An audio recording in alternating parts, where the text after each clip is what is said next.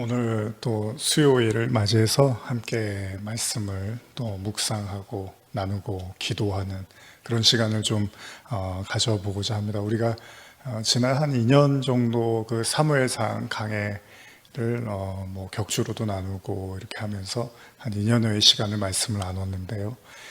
이제 얼마 전에 이제 말씀을 마쳤죠. 그래서 이제 또 새로운 또 마음을 가지고 이제 수요일마다 또 말씀을 함께 나누면서 특별히 잠잠한 가운데 말씀을 들으시고 또 묵상하시면서 잠깐 또 기도하는 그런 시간도 가졌으면 좋겠습니다. 그래서 이전에 강해 설교는 이제 계속해서 성경 한 권을 또 정해서 그 속에 나타난 하나님의 또 뜻들을 계속 그렇게 함께 나눴는데요. 이번 이제 수요 말씀을 통해서는 좀 주제를 가지고 말씀을 보고 또 같이 한번 고민하면서 또 그것에 대해서 여러분들 삶에 또 적용해보고 묵상해보는 그런 시간들이 됐으면 좋겠습니다. 오늘 그 첫 번째 시간으로 오늘 형통에 대한 좀 말씀을 나눠보고자 합니다. 우리 같이 함께 시편 1편 1절에서 3절 말씀을 함께 보겠습니다. 복 있는 사람은 악인들의 꾀를 따르지 아니하며 죄인들의 길에 서지 아니하며 오만한 자들의 자리에 앉지 아니하고 오직 여호와의 율법을 즐거워하여 그의 율법을 주야로 묵상하는도다. 그는 시냇가에 심은 나무가 철을 따라 열매를 맺으며 그 잎사귀가 마르지 아니함 같으니 그가 하는 모든 일이 다 형통하리로다. 사실 이 수요 또 말씀의 시간을 통해서 여러분과 제가 개인적으로 바라는 것은 사실 너무나 오랜 시간 이 코로나 바이러스 때문에 어려움을 당하고 있고 많이 지치시기도 했을 겁니다. 그래서 조금 이 시간들을 통해서 다시 한번 좀 힘을 얻고 위로를 얻고 또 하나님을 깊이 또 묵상하는 그런 시간이 됐으면 하는 바람입니다. 작년 처음에 이 바이러스가 퍼지기 시작했을 때 아마 많은 분들이 이 정도까지의 시간이 걸릴 거라고 생각을 하지는 못했을 겁니다. 물론 그런 이야기들이 없었던 건 아니지만 그래도 몇 달 지나면 뭐 길어야 1년 안에는 해결이 되겠지라고 생각을 했겠죠. 근데 벌써 이제 2년이라는 시간을 앞에 두고 있습니다. 어쩌면 이제는 일상이 아닌 일상이 되어버린 건지도 모릅니다. 처음에는 그 마스크 쓰는 게 어색했었는데 이제는 오히려 마스크를 쓰지 않고 외출을 하는 게 이제 어색해진, 부자연스러워진 그런 일이 되어버렸습니다. 많은 사람들이 조심한다고 조심하면서 견디고 또 참고 지내왔지만 결코 우리가 기대하던 이전의 일상을 되찾기는 쉽지가 않아 보입니다. 무엇보다 이 긴 시간들을 보내면서 가장 불편한 것이 있다면요, 바로 사람들을 만나는 그런 일들이 쉽지 않아진 거죠. 물론 그렇다고 해서 아예 못 만나는 건 아니지만 꼭 필요한 만남이 아니면 가급적 만남을 자제하는 것이 이제는 일반적인 일이 되어버렸습니다. 아마 저도 코로나가 처음 시작되었을 때 성도분들에게 이런 말씀을 자주 드렸던 것 같아요. 이 또한 하나님의 뜻이 있을 것이라고 생각하고 이 시간들을 통해서 하나님을 더욱 깊이 만나는 시간이 되셨으면 바랍니다. 뭐 이런 이야기를 많이 드렸던 것 같아요. 또한 많은 교회에서 또 이런 메시지들이 나왔죠. 이게 다 우리의 죄 때문이다. 우리가 정말 회개해야 된다. 우리가 정말 하나님 앞에 무릎 꿇고 겸손하게 나가야 된다. 이런 이야기들을 여기저기서 우리는 어렵지 않게 들었던 것 같습니다. 물론 저 역시도 그런 메시지를 나눴던 것 같습니다. 그리고 교회에서 만나서 예배드리기가 어렵다면 가정에서 더더욱 하나님을 집중하고 하나님께 집중하고 부르짖고 찾고 만나는 은혜가 있기를 바란다고 그렇게 성도분들에게 격려하고 또 격려했던 것 같습니다. 그리고 한 2년여의 시간이 흘러가고 있습니다. 과연 여러분들은 이 시간들을 통해서 어떤 경험들을 하셨습니까? 그리고 무엇을 느끼셨을지가 궁금합니다. 모두가 다 아는 분명한 사실이 있다면요, 이 시간들이 결코 호락호락하지는 않았다는 거죠. 그리고 무엇보다도 사람을 만나는, 그 사람을 만나서 자유롭게 교제하고 나누고 이런 누릴 수 있었던 그 시간들이 어렵다는 게 얼마나 우리에게는 안타까운 일인지를 또한 뼈저리게 느끼는 시간이기도 했습니다. 그러면서 우리는 수많은 그 질문, 스스로에게 자문했을지도 모릅니다. 하나님, 왜 이런 일들이 일어납니까? 도대체 하나님은 우리에게 이 일들을 통해서 무엇을 말씀하시기를 원하십니까? 그리고 이런 어려움이 언제 끝나게 될 것입니까? 다시 좀 돌아가고 싶습니다. 다시 예전의 그 일상을 되찾고 싶습니다. 라고 또 기도하고 묻고 바랬을 겁니다. 이런 이야기를 하고 있으니까 갑자기 성경의 그 한 이야기가 떠오릅니다. 한 사람이 떠오릅니다. 바로 요셉에 대한 이야기입니다. 아버지 야곱의 사랑을 듬뿍 받으면서 또 하나님의 사랑 가운데 거했던 요셉이 어느 날 느닷없이 커다란 사건을 당하게 되죠. 그건 바로 그가 다른 사람들도 아니라 자신의 형제들에 의해서 배신을 당하고, 심지어는 그 형제들이 요셉을 죽이려고 하다가 차마 죽이지는 못하고 애굽의 종으로 팔아버린 사건입니다. 참으로 기가 막힌 일이 벌어지고 만 거죠. 요셉은 하루아침에 노예의 신세가 되어버리고 이방 땅에서 다른 사람의 시중을 들고 그야말로 시키는 일은 뭐든지 해야만 하는 그런 신세가 되고 만 거죠. 정말 한 번도 생각해 본 적이 없는 일이 요셉의 삶에서 일어난 거죠. 이렇게 될 줄 그 누가 알았겠습니까? 더 놀라운 사실은 그가 형제들에 의해서 노예로 팔리기 전에 하나님은 그에게 놀라운 꿈을 꾸게 하셨던 거죠. 한번 그 내용도 읽어볼까요? 창세기 37장 5절에서 7절인데요. 요셉이 꿈을 꾸고 자기 형들에게 말하매 그들이 그를 더욱 미워하였더라. 요셉이 그들에게 이르되 청하건대 내가 꾼 꿈을 들으시오. 우리가 밭에서 곡식단을 묶더니 내 단은 일어서고 당신의 단은 내 단을 둘러서 절하더이다. 혹시 그런 얘기들 많이 들어보셨죠? 꿈은 반대라고, 이런 말, 이야기들 많이 들어보셨죠? 혹시 요셉이 꾼 꿈이 정말 반대여서 이런 일이 벌어진 걸까요? 그가 꾼 꿈처럼 곡식단 중에 자신의 단은 일어나 있고 형제들의 단은 자신이 단 주변에서 이렇게 절을 하고 있었다고 했는데, 지금 요셉의 신세는 그와는 정반대가 됐습니다. 형들이 둘러싸여서 요셉에게 절을 하기는커녕요, 오히려 요셉을 죽이려고 팔아 넘기려고 했으니까 말입니다. 아마도 요셉이 애굽에 팔려가고 가장 먼저 든 생각이 있었다면 자신이 꾼 꿈에 대한 원망 아닌 원망이 있지 않았을까 생각을 해봅니다. 도대체 하나님이 보여주신 그 꿈의 의미가 무엇이었길래 왜 이렇게 자신이 고통을 받아야 되나 하고 따지고 묻고 싶었을 거라고 생각이 듭니다. 그야말로 기가 막힌 일이 벌어지고 기가 막힌 신세가 된 거죠. 사실 이런 일들은 누구도 예상치 못한 시간과 시점에 벌어집니다. 어쩌면 사람들이요, 이 점집을 찾아다니고 또 미래를 굉장히 알고 싶어 하잖아요. 그런 예언이라든지 이런 거를 듣고 싶어 하는 이유가 아마 그럴지도 모릅니다. 혹시나 잘 지내고 있는 나에게 어떤 불행한 일이 찾아오는 것은 아닐까 하는 그런 막연한 두려움이 있죠. 물론 이미 그런 일들을 심심치 않게 겪은 사람들에게는 겪었기 때문에 괜찮을 수도 있지만 오히려 더 불안할지도 모릅니다. 왜냐하면 또다시 예기치 않은 일들이 언젠가 나에게 찾아올 것이라는 생각을 하다 보면 더욱더 공포스럽고 더욱더 두려울 수 있을 겁니다. 사실 이런 일들은요, 잘 적응이 잘 안 된다는 거죠. 제 개인적인 이야기를 드린다면요, 예전에도 드렸었지만 제가 초등학교 3학년 방학, 이제 3학년이 됐던 겨울방학이었던 것 같은데, 그 새해를 보내고 두 번째 날이었죠. 갑자기 어머니의 교통사고 소식을 듣게 되고 정말 청천벽력과도 같은 소식이었죠. 건강하고 강인해 보였던 어머니가요, 하루아침에 딴 사람이 되어서 병상에 누워있는 모습을 보았을 때는 뭐라고 설명하기가 어려웠습니다.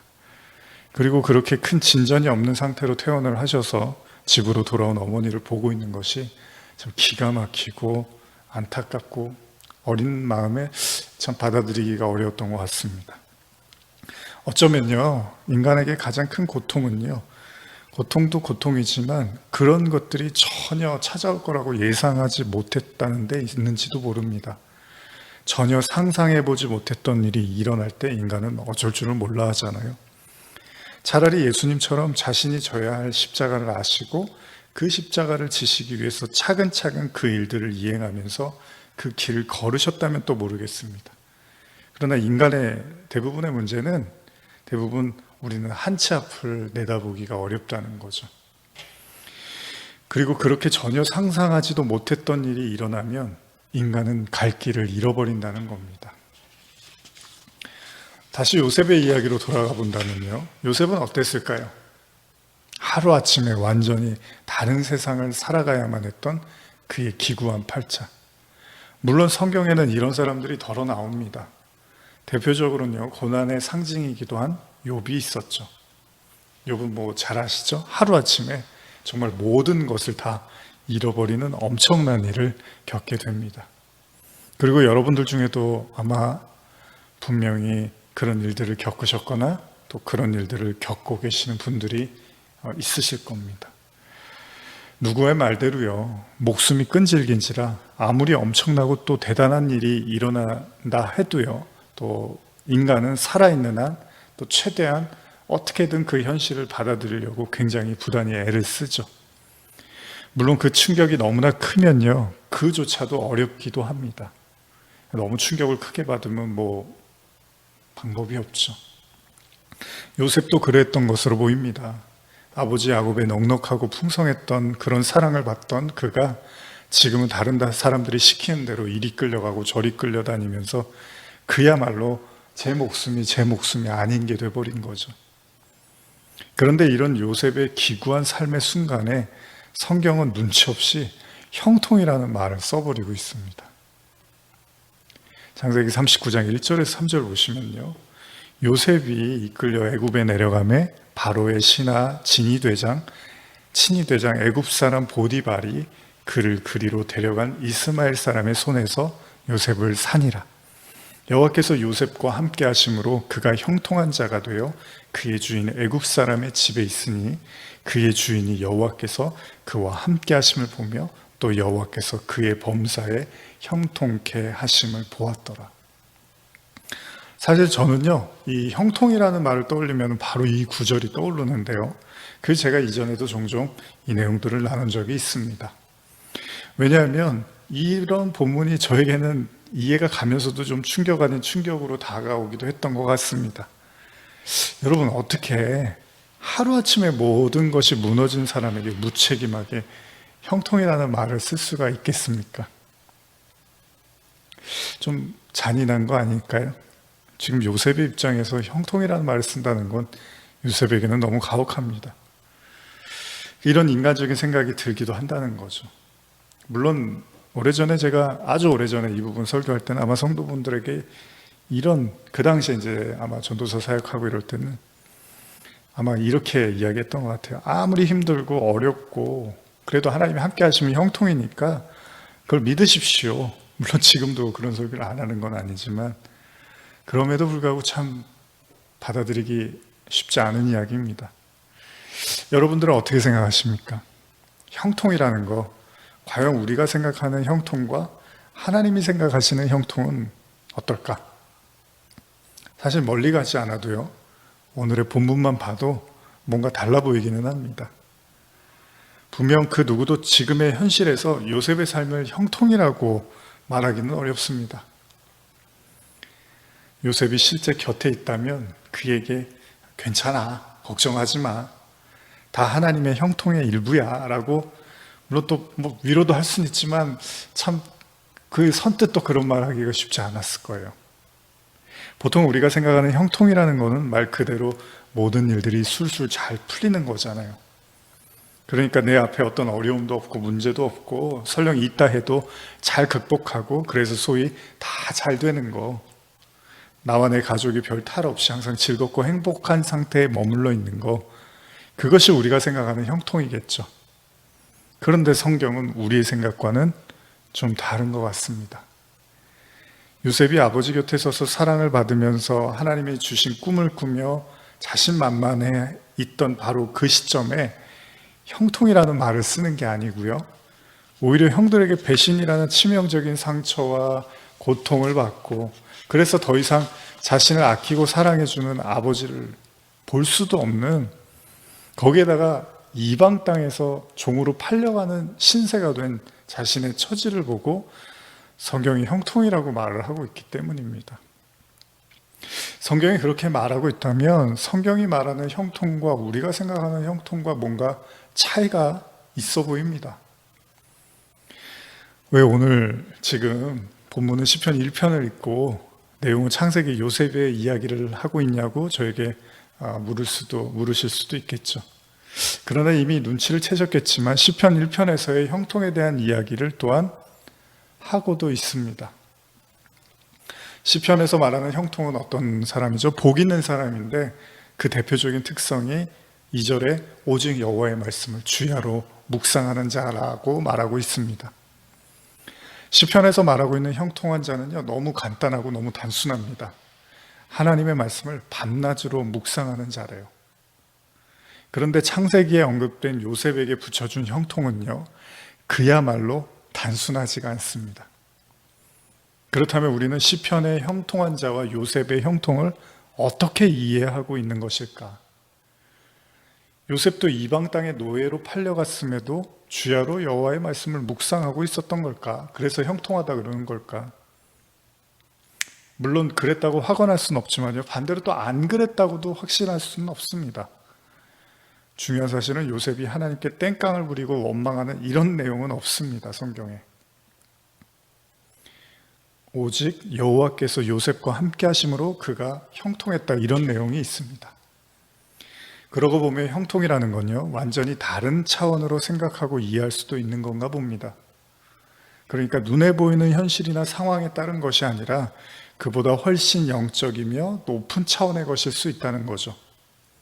제가 서두에 나눴던 코로나로 인해서 우리가 겪고 있는 이 길고 긴 고난의 시간, 이 시간을 우리도 절망과 어둠과 또 불행이라고 생각할 수 있는데, 오늘 이 성경이 말하는 형통의 관점에서 생각해 본다면 또 무작정 나쁘다고만 말할 수 있는 시간이 아닐 수도 있다는 겁니다. 그러니까 성경은 우리에게 요셉을 통해서 위로 아닌 위로를 주고 있는지도 모르는데, 물론 요셉에게 일어난 갑작스러운 불행이 요셉 그에게는 정말 커다란 불행이고 아픔이고 고통일 수도 있습니다. 그런데 하나님은 꼭 그렇게 생각하지 않았다는 거예요. 어쩌면 오늘날 우리에게 벌어지고 있는 것, 꼭 그것이 코로나뿐만 아니라 이런저런 여러분들이 가지고 있는 갑작스러운 고난과 환난이라고 생각되어지지만, 물론 거기다 대고 우리가 다짜고짜 아니에요, 형통이에요 이렇게 말하기는 어렵지만, 그렇다고 해서 그게 꼭 형통이 아니라고 단정짓기도 어렵다는 겁니다. 어린 시절에 어머니의 교통사고 이후에 가정에 그 달라진 게 있다면요, 우리 가족 중에 처음으로 어머니께서 교회를 다니기 시작하셨습니다. 물론 초등학교 이전에 가끔, 아주 오래전에, 그 어린 시절이었죠, 가끔 동네 교회에서 막 다녔던 기억이 있습니다. 제가 교회 학교에서 갔다 와서 과자도 받아오고, 친구들이 주일만 되면 이렇게 밖에서 제 이름을 너무 크게 불러서 깨갖고 또 마지못해 쫓아다녔던 기억도 납니다. 그리고는 아마 교회를 다니지 않았던 것 같습니다. 기억이 없습니다. 그런데 그리고 그 이후에 어머니께서 이제 신앙생활이라는 거를 하기 시작하셨던 거죠. 그리고 나서 얼마 전에 참 의미심장한 이야기처럼 들렸는데, 어머니께서 저에게 그런 말씀을 하시더라고요. 제가 이제 어머니하고 가끔 신앙에 대한 이야기, 어머니가 많이 아프시고 좀 힘들어 하실 때 위로한답시고 이제 제가 신앙 이야기를 하고 그러는데, 어머니가 갑자기 그런 말씀 하시더라고요. 아마 내가 이렇게 별일이 없었으면 교회 가는 일은 없었을 것 같다, 그런 말씀을 하시더라고요. 물론 사고가 나고 다치고 아프고 이런 건 인간에게 결코 좋은 일이 아닙니다. 그리고 그 누구도 그런 걸 바랄 사람은 없습니다. 그리고 그러한 일들이 우리의 삶에서 당연히 일어나지 않기를 저 또한 목회자로서 바랍니다. 그러나 어머니께서 단지 자신의 삶을 돌아봤을 때 그랬다는 어머니의 개인적인 고백이죠. 그런데 또 그럼에도 불구하고 우리가 간증 같은 걸 들어보면 또 많은 성도들이 그런 비슷한 고백을 한다는 거예요. 평탄하고 순탄하고 아무 문제 없었으면 내가 하나님을 안 찾았을 것 같고 하나님을 안 믿었을 것 같고 교회를 안 나갔을 것 같다라는 이야기를 우리는 심심치 않게 정말 많이 듣습니다. 그래서 이런 이야기를 하죠. 만일 나에게 그런 아픔이나 어려움이 없었다면 제가 하나님께 나아가지 않았을 겁니다. 그럼 우리는 생각합니다. 차라리 그런 일이 안 생기고 하나님을 믿을 수는 없을까? 그럼 더 좋았을 텐데. 그럼에도 불구하고 또 성도들은 동의합니다. 뭐냐면 그러기가 쉽지가 않다는 겁니다. 아무 일도 없고 순탄하고 문제가 없으면 하나님을 안 찾는다는 거예요, 사람들은. 만일 성도가 하나님을 찾고 만나서 구원을 얻는다면 우리가 불행의 시초라고 여겼던 그 일들이 오히려 그 일들 때문에 하나님께 나아가고 하나님을 찾고 믿고 구원을 받았다면 결코 우리는 또 그 일들을 불행이라고만 말할 수는 없겠죠. 분명히 요셉에게 시작된 이 일은 불행한 일이 맞습니다. 너무 불행해요. 그리고 형제들이 자기를 죽이려고 했으니 이 상처를 어떻게 감당할 수 있겠습니까? 사실 인간으로서는 감당하기 힘든 일이 요셉에게 갑자기 닥친 겁니다. 누가 보아도 이건 너무 아픈 이야기입니다. 차라리 욥처럼 물론 사랑하는 가족을 잃는 것도 굉장히 아픈 일이지만 가족들이 나를 죽이려고 했다는 거는 이것 또한 결코 만만치 않은 이야기죠. 그런데 요셉의 이야기에서 성경은 꼭 요셉의 삶을 불행이라고만 말하고 있지 않다라는 겁니다. 그런 의미에서 우리는 형통이라는 말에 대해서 조금 더 진지하게 접근해야 될 필요가 있지 않을까 생각해 봅니다. 우리가 겪고 있는 이 모든 세상의 일들을요, 포함해서 우리를 무너뜨리고 절망으로 몰고 가는 그 모든 것들이 꼭 우리가 생각하는 것처럼 형통과 거리가 멀다고 단언해서도 안 된다는 겁니다. 요셉의 이야기를 통해서 배운다면요. 이 내용들을 제가 다음 주 수요일에도 계속 이어나가고 싶은데요. 한 가지만 좀 말씀드리고 마무리를 하고자 합니다. 우리는 요셉의 이야기를 나누면서 그의 꿈에 대한 이야기도 나누었습니다. 자신의 단을 둘러싸서 절을 하고 있던 형들의 그 곡식단들, 과연 그 꿈은 이루어졌을까요? 하나님께서 요셉에게 주신 그 꿈은 정말 거짓이나 개꿈이었을까요? 꿈은 반대라고 하던데 요셉의 꿈이 반대로 일어난 걸까요? 물론 여기에 대한 해답을 여러분들은 알고 계십니다. 형통, 복 있는 자, 하나님의 말씀을 주야로 묵상하는 자. 진정한 성경에서 말하는 형통의 의미는 뭘까요? 또 다음 주에 말씀을 이어나가겠습니다. 우리 이 시간에 앞으로는 수요 말씀을 이렇게 좀 마무리하고 싶은데요. 이제 잔잔하게 찬양의 반주가 나오면 여러분들이 조용히 오늘 말씀을 묵상하시면서 또 이렇게 마무리를 하겠습니다.